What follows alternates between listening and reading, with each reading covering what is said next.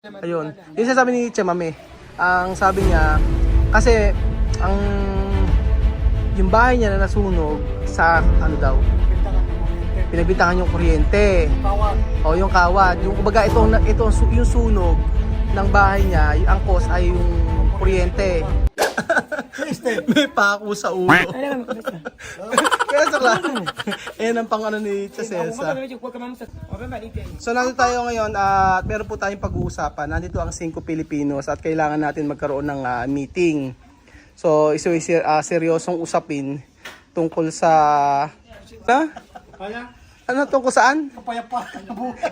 Seryoso yung usapan, papayabaan eh. Parang kahirap na makasama. Alam nyo, mas maganda siguro mag-separate muna tayo. Kasi 5 usapin, tinayin ko talaga ginito, dapat seryoso usapan. Kasi parang magbabardagulo dito eh. Kaya nga eh. Hindi mapapigilan eh. Nasanay tayo. Minsan ko lang magtugis. Lagyan na naman ng konting ano. Ano ba? Nagulang. Ano at least? Kasi seryoso tao sa inyo eh. Alo? Parang kasalanan ko pa, parang seryoso eh. O, paano gagawin? Ano nga bang ano nga? Ano Belgian, ano ba? Seryoso ba usapan o seryoso? Pamberni Santo. So ayun pa mga amigo, nandito po sila Aya at saka si nagkukwento-kwentuhan po kami mula kanina kasi inaalala po namin inaalala namin si Tia Celsa kapag umuwi ng Pilipinas. Di ba Aya, pagka umuwi sila ng Pilipinas, siyempre inaisip natin na baka kunin yung bahay ito ng nanay niya. No, hindi ba malayo na makuha yung bahay. Ang sabi ni Tia Celsa, hindi naman daw. Kasi daw ay nandito ro sila Apoyo. Sila Sandra, saka si Alian, sila yung diba? Sila yung mag-i-stay dito kaya hindi makukuha yung lupa. Kasi yun lang inaalala ko. Tapos ang sabi ni Tia Celsa, okay naman daw kasi ando sila Elvis. Kasi ang iniisip ko ay baka mamaya ay may gawing masama para sa mga anak niya. Kasi kung siya nga, 'di ba, yung mga siya nga mismo maraming ginawa na hindi maganda yung nanay niya. May posibilidad na may gawin din yung nanay niya sa mga anak niya. Pero sabi naman na ni Chamame ay hindi naman daw. Tapos ang sabing ganoon ay Chamame de gobernador dice él no quiere mirar tu madre. También esto de delegada también no quiere. Y también esto de cura. Hindi na siya, no pwede entrar de iglesia, no. Yun. Sabing ganoon ay hindi na raw pwedeng pumasok sa simbahan yung nanay Chamame. Tapos hindi na rin daw ayaw doon makita ng mga hepe o mga opisyalis dito yung nanay ni Chamame. Pati yung gobernador ayaw na makita. So kahit ano pa ang gawin ng nanay ni Chamame, wala na siyang magagawa. Kasi alam na nila yung ugali. Yun. Pero di ba nga sabi ko nga sa inyo, ngayon yung nanay niya ay nawala na ng pag-iisip, nasiraan na ng pag-iisip. Ang sabing gano'n ni Chamame tsaka ni Mami Chiki, nakikita sa may paseo. Naglalakad daw. Tapos nagkasalita mag-isa. Kumbaga yun ang kinahinat na ng Mama niya. ng nanay niya. Ano na? Depressed, no? Oo. Depression, no? Depressed tension. Tapos siguro kasi dahil hindi niya nakuha yung gusto niya. Yun. Kano siya? Nangihinaan. Ang iniisip nga natin, baka mamaya pagka umuwi sila Chamame, ito ang anuhan, baka ako banatan, ito ang anuhan, yung pagkaisahan sila sila Elvis. Syempre sila Elvis saka sila Sandra, hindi naman magsasalita. Pero kaya nila naman nila kasi malalaki na. Kaya na nila. Yun nga sana, Nasa edad ba sila? Hindi naman siguro ganun yung agad na parang laruan lang ang babawiin yan. Tsaka alam mo yun, pamilya siya. Alam naman kadalasan mga tao dito na ganun siya. Hindi siya paniwala. Tingin mo okay lang kaya maglagay ako dito ng CCTV? Pwede naman. Paglagay ako ng wifi para kita, Pero Chamame, Apoyo, Sandra, manejar bien con Madre Marta. Sí, no, solo saludar. Yo decir, no puede pasar sin No saludar. habla. Yo hablo con ellos saludar. Saludar también. So, Ella, mi mamá, Sí. aunque su corazón no como yo, pero Todo da Dios. Y corazón fuerte. Ano sabi Belgian? Corazon fuerte. Oo. Kasi Ang tanong mo, Tanong mo kasi kaya bang i-handle ng mga anak niya, yung nanay niya. Ang sabi naman niya, kapag daw nakita, batiin pa din. Batiin pa din. Oh, para respeto. i-greet pa rin. Oo, batiin pa din. Para respeto, no? Pakita na. Ano pa rin? Y también todo tu niños no tiene problema con tu mamá. No. Sí. Mi mamá cuando ellos pasar ver mi mamá saludar. Mi mamá también cuando ver ellos saludar. Saludar. Uno día saludar, otro día cuando ella, su cabeza dice, no, entra, no quiere. Oo. Así. Ang sabi niya ay, kapag nakita pa rin, babatiin pa din naman. Oh, Respect. respeto para sa nanay niya. Kahit na ganun yung ginawa. Ang iniisip ko lang, tama ba yung ginawa ni Che Mami na lumuhod sa kanyang nanay nung nag-sorry? Yun yung na-feel niya eh. So, kung yun yung na-feel niya, okay lang. Ang dami kasi nagko-comment na tapos nagme-message sa akin na hindi raw karapat dapat na luhuran yung nanay niya, hindi naman daw siya Diyos. Sabing ganun. Wala tayong magagawa lang kasi yung decision niya. Actually, nung Siguro yun yung nararamdaman ni Che Mami that time. At saka nung nagkwento siya, di ba magka-roommate kami dun sa Oo. sa pinuntahan nating hotel. Oo. Aba nung umaga, yung pagkakakwento niya, nalumod siya sa nanay niya, feel ko na free na siya. Free na. Yung parang wala na siya tinatago. Wala na siya tinatago, okay na siya. Yung 110% okay na daw siya. Oo, sabi Yung niya. kasi ang paraan niya na may palabas siya yung nasa loob niya mismo. Oo. Na yung lahat ng masamang pakiramdam niya, masamang galit o inggi, ano pa man, wala natin masabi. Yun sa paraan niya, yung lumuluhod siya, pinapalabas siya doon. Oo. Para, Parang- mas free na siya. Di ba pa naging tayo ng kay God ng kasalanan natin? Nagluhod tayo, di ba?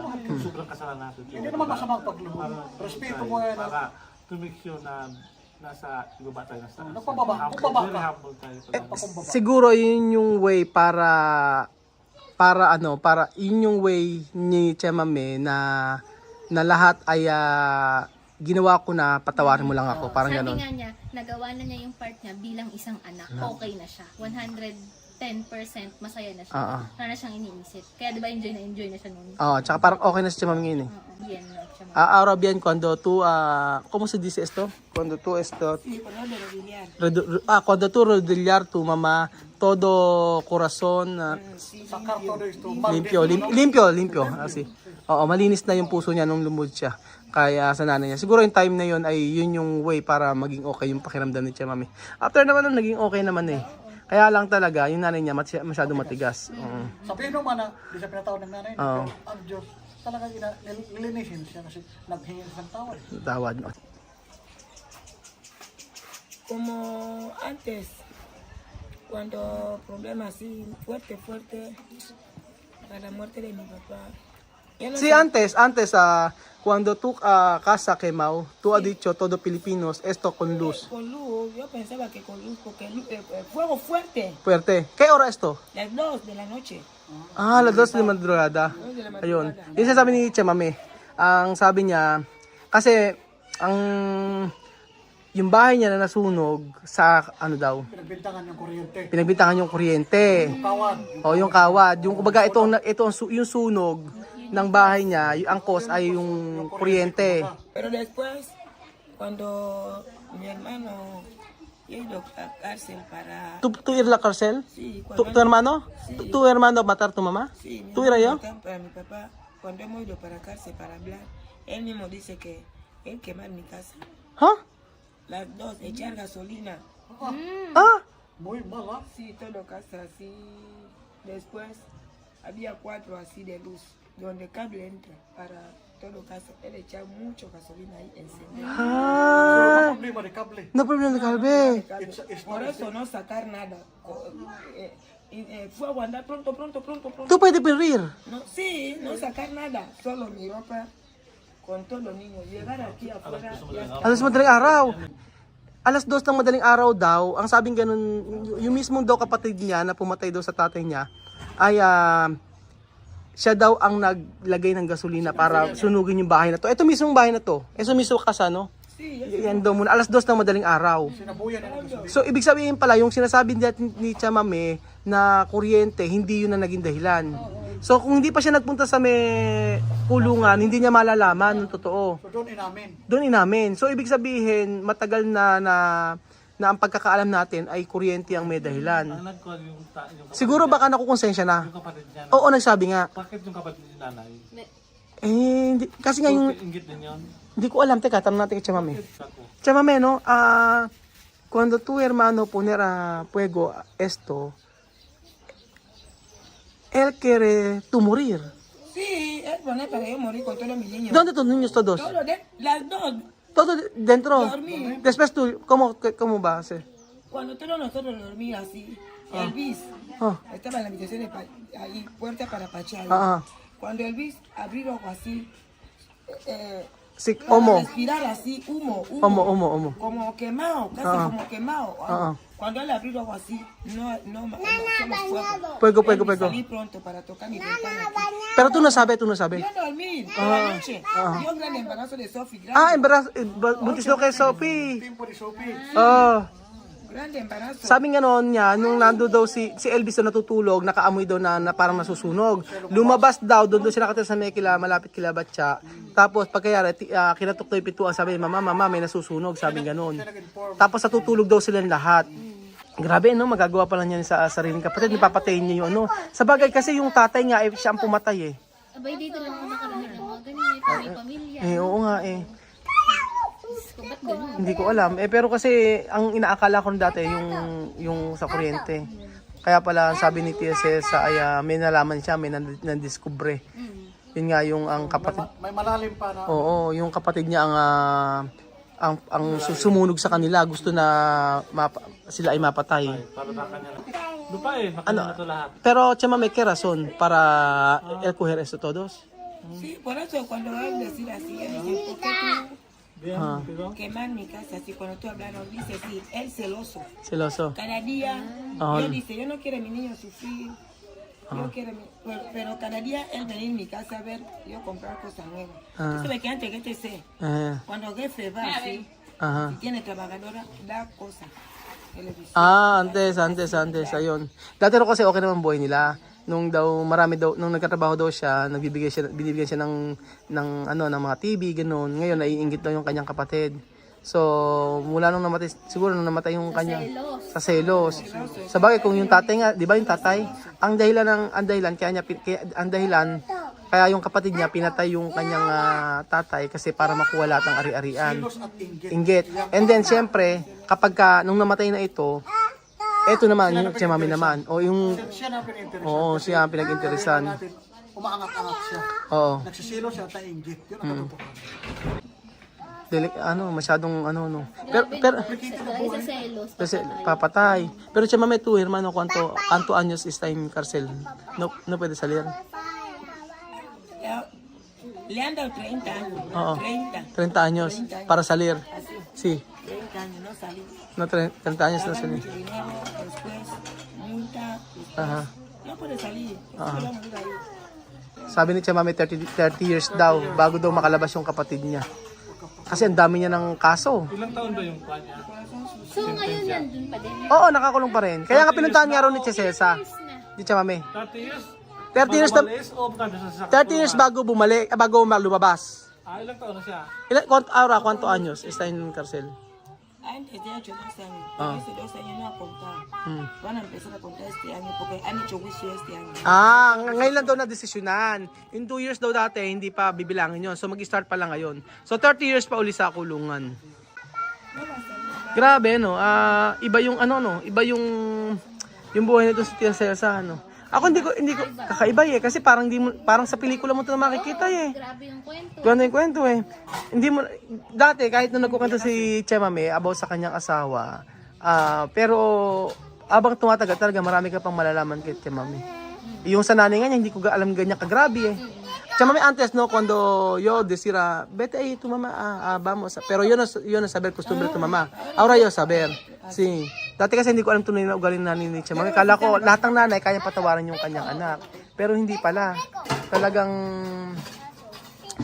may mga nanay na ganun.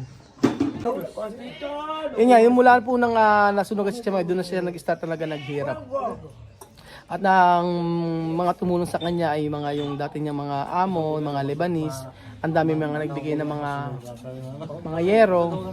Pero ngayon ay tama ang inyong hinala.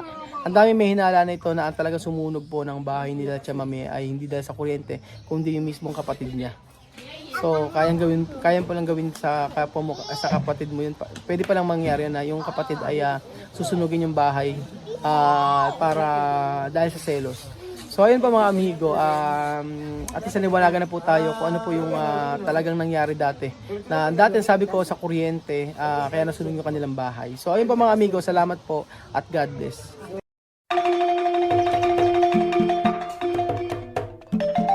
Na-appreciate ko yung paano sila nagdadasal,